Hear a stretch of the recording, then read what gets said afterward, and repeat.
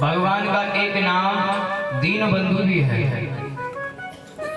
लेकिन अब तक मैंने जितनी भी भगवान की कथाएं एवं प्रसंग सुने, उनमें तो एक में भी भगवान की दीनबंधुता सार्थक नहीं होती है।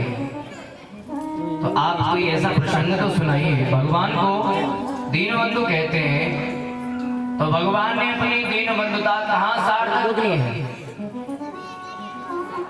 सुखदेव जी को सुदामा जी की याद आ गई।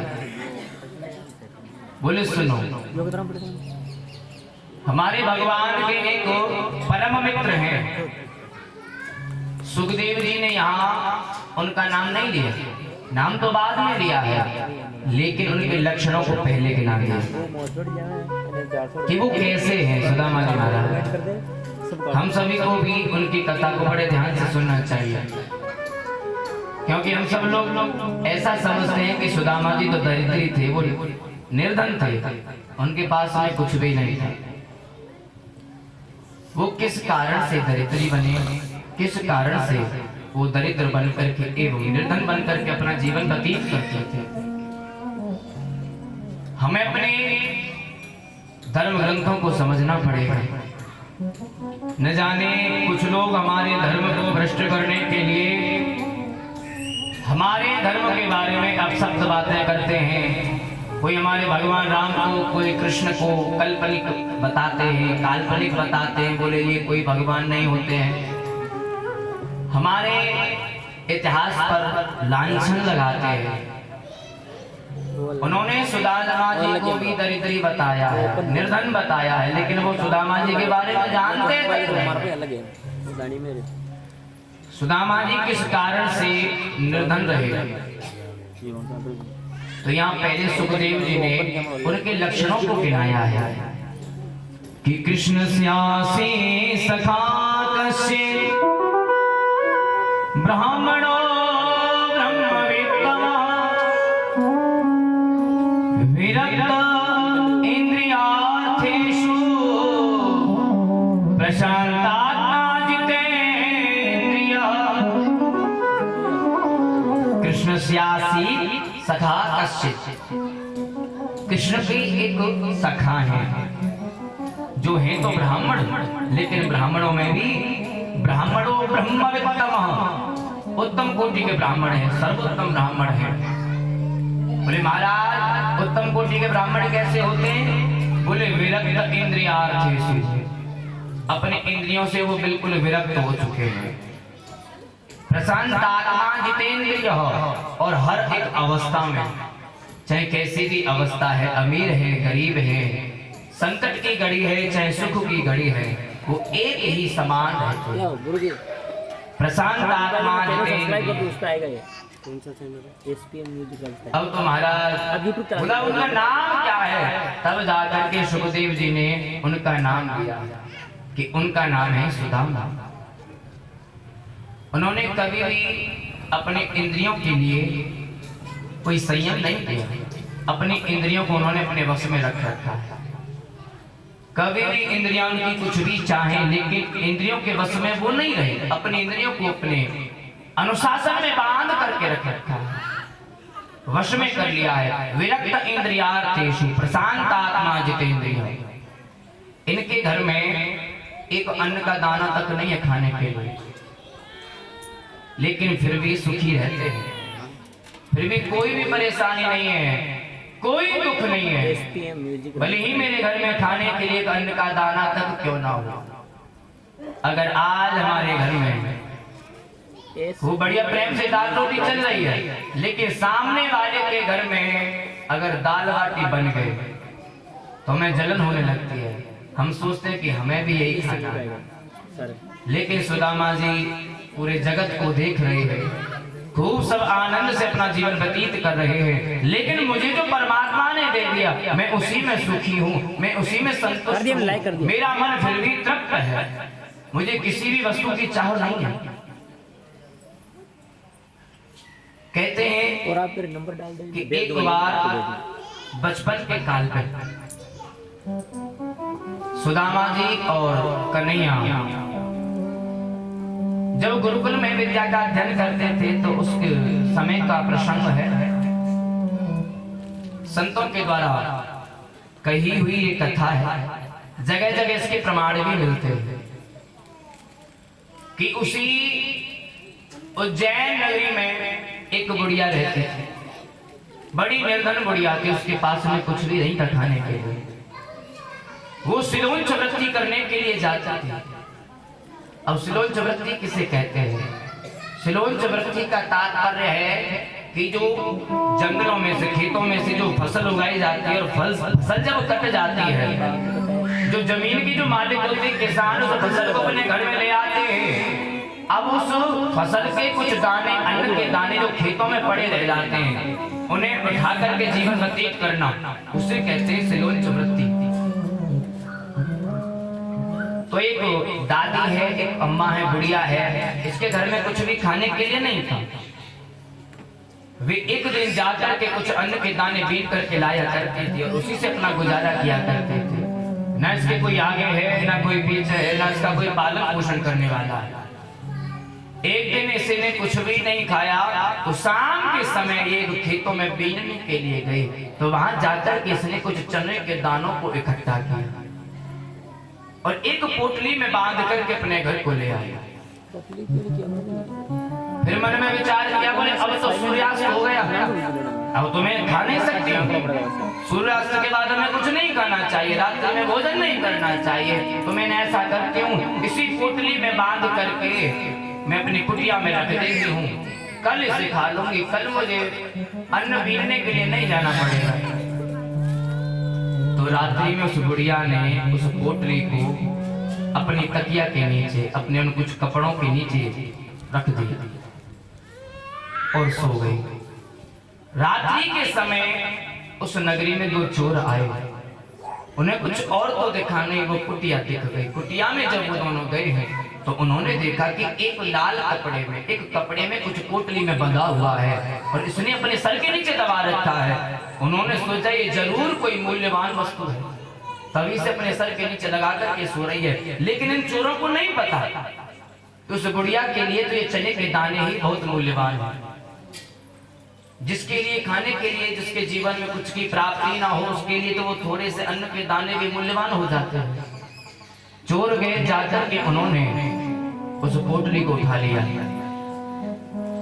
जैसे ही निकलने वाले थे तो कुछ आवाज हुई, उस बुढ़िया की नींद खुल गई, आंख खुल गई। उन्होंने देखा कि दो नवयुवक उस पोटली को, उस चने की पोटली को लेकर के जा रहे हैं। उन्होंने खूब शोर किया, अरे इसमें कुछ भी नहीं है, इसमें तो कुछ चने के दाने हैं, तुम लेकर के मत जाओ। लेकिन चोरों को लगा ये झूठ बोल रही है, इसमें जरूर कुछ मूल्यवान है और ऐसा लगता है इसमें तो कुछ हीरे से लगते हैं। चने थे, लेकर के बाहर चले गए। पीछे से बुढ़िया ने श्राप दे दिया कि तुम आज एक असहाय वृद्धा को सता रहे हो, उसके अन्न के दानों को चुरा करके ले जा रहे हो। जाओ, मैं श्राप देती हूँ, इन चनों को जो भी खाएगा वो जीवन भर दरिद्री रहेगा। जब श्राप दिया तो चोरों ने देखा, खोल करके तो देखो इसमें क्या है, तो वास्तव में इसमें चने थे। बोले अब क्या करें? बोले अब तो हमारे किसी काम के नहीं है, अगर हमने खा लिए तो हम जीवन भर दरिद्री बन करके रहेंगे। बोले ना, फेंक भी नहीं सकते, अगर इनको फेंक दिया तो वहीं पर वृक्ष जम जाएंगे और आने वाली पीढ़ियां दरिद्री ही रहेंगी। तो उन्हें वहीं पर सांदीपनि मुनि का आश्रम देखा और आश्रम उस पोटली को फेंक दिया। वहीं पर कृष्ण और सुदामा विद्या का अध्ययन करते थे। अगले ही दिन कृष्ण और सुदामा जंगल में लकड़ी काटने के लिए जब निकले तो इनकी जो गुरु माता है वो आश्रम में गई। अंदर जाकर के उन्हें वही पोटली दिख गई। बोले इसमें चने लगे हुए हैं। उस पोटली को ला करके सुदामा जी के हाथों में दे दिया और कहा कि अगर तुम्हें भूख लगे तो दोनों मिल बांट कर इन चनों को खा लेना। अब सुदामा जी तो बहुत बड़े ज्योतिषी थे, जैसे ही वो पोटली उनके हाथ में आई उन्हें सब कुछ ध्यान में आ गया, सब कुछ समझ गए। बोले ये चने तो श्रापित हैं, एक बुढ़िया का इन चनों को श्राप लगा हुआ है, अगर जिसने भी चनों को खाया वो जीवन में दरिद्री बन करके रहेगा। लेकिन गुरु माँ ने कहा कि दोनों को मिल बांट करके खाने। अब क्या मैं कर सकता हूँ? अगर मैंने कृष्ण के हिस्से के चने खाए तो मुझे उस पाप का फल भोगना पड़ेगा। अगर मैंने कृष्ण को ये चने खिला दिए, कृष्ण तो परमात्मा है, परम ब्रह्म है, इसे तो न जाने कितने लोगों का कल्याण करना है, इसे मैं दरिद्री बनता नहीं देख सकता। जंगल में गए, रात्रि के समय बारिश हुई, सुदामा जी ने चुपके से उन चनों को खा लिया, कन्हैया को बताया तक नहीं। कन्हैया सब कुछ जानते थे, उनकी आंखों में से आंसू निकल आए कि सुदामा मेरा परम मित्र है, और मित्र ही नहीं ये सब कुछ जानते हुए भी इसने चनों को खा लिया, मेरे जीवन की दरिद्रता का हरण भी कर लिया। आगे चल करके भगवान ने जीवन भर इनको अपनी भक्ति का वरदान प्राप्त करा दिया, भक्ति का आशीर्वाद दिया। इन्हीं श्रापित चनों को खाने के कारण सुदामा जी जीवन भर निर्धन बन करके जीवन व्यतीत करना पड़ा, निर्धन बन करके। और ऐसा भी नहीं था कि इनके पास में कुछ भी नहीं था, हजारों की संख्या में विद्यार्थी इनके गुरुकुल में विद्या का अध्ययन करते थे। सुदामा जी उनको विद्या का अध्ययन कराते थे, बड़े बड़े सेठ साहूकार अन्न धन वस्त्र का दान करते थे।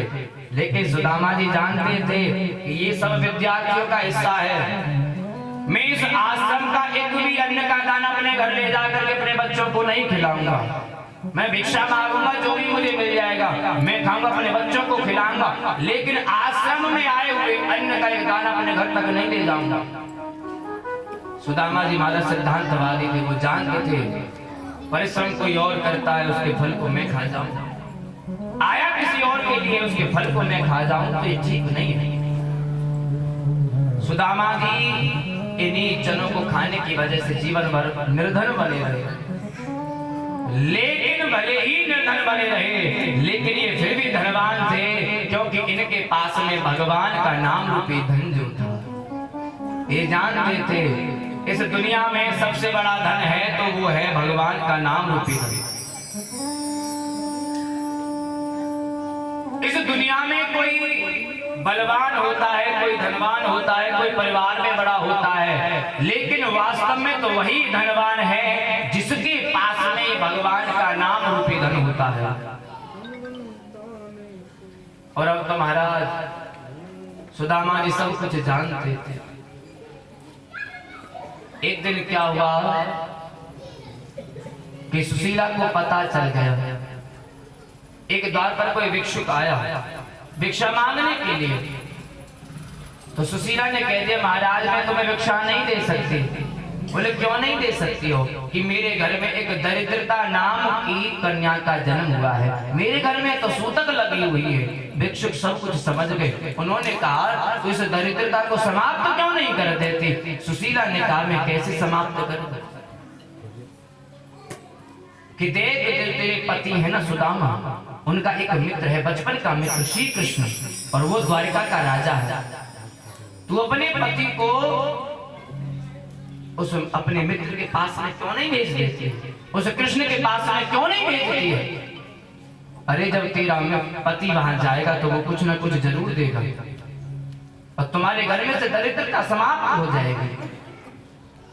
सुशीला जानती है आज सुशीला के मन में दरिद्रता रूपी ने जन्म ले लिया है, क्योंकि दरिद्र वही है यश तृष्णा विशाला, जिसकी तृष्णाएं बड़ी हैं, कामनाएं बड़ी हैं, जो चाहत रखता है, जिसके मन में कामनाएं बढ़ती रहती हैं। और आज सुशीला के मन में भगवान से कुछ प्राप्त करने की जब कामना बड़ी है तो यहाँ सुखदेव जी ने उनको दरिद्रता की संज्ञा दे दी कि सुशीला के मन में यहाँ दरिद्रता ने जन्म ले लिया है, दरिद्रता उत्पन्न हो गई है। आकर के सुशीला ने सुदामा जी से पूछा क्या कोई तुम्हारा बचपन का मित्र है जिसका नाम कृष्ण है? बोले हाँ है तो सही, लेकिन वो बचपन का मित्र था, अब तो वो मुझे भूल गया होगा। बोले नहीं, उसे मैं जानती हूं, वो अपनी द्वारका में द्वारका का राजा बनकर के रहता है और तुम उससे मिलने के लिए नहीं जाओगे। सुदामा जी कहने लगे सुशीला तुम क्या चाहती हो? मैं उससे अपनी भुखमरी को बतलाने के लिए जाऊं, उससे मैं कुछ मांगने के लिए जाऊं? मैं नहीं जा सकता। सुशीला समझाने लगे स्वामी मैं ये नहीं कहना चाहती कि तुम कुछ मांगने के लिए जाओ, मैं तो ये कहना चाहती हूँ कि वो तुम्हारे बचपन का मित्र है, तुम्हें उससे मिलने के लिए तो जाना चाहिए। तुम जब से अब तक कभी अपने मित्र से नहीं मिले। सुदामा जी सोचने लगे, सुशीला तुम कहे तो ठीक रही हो, लेकिन मैं क्या करूं, मेरा भी मन उस कृष्ण से मिलने का करता है, लेकिन मेरे घर में कुछ भी नहीं है। मैं अपने मित्र के घर जाऊं तो खाली हाथ जाना ठीक नहीं लगेगा, और मेरे घर में तो कुछ ऐसा है भी नहीं जिसे मैं उसके यहाँ पर लेकर के जाऊं। सुशीला बोली, उसकी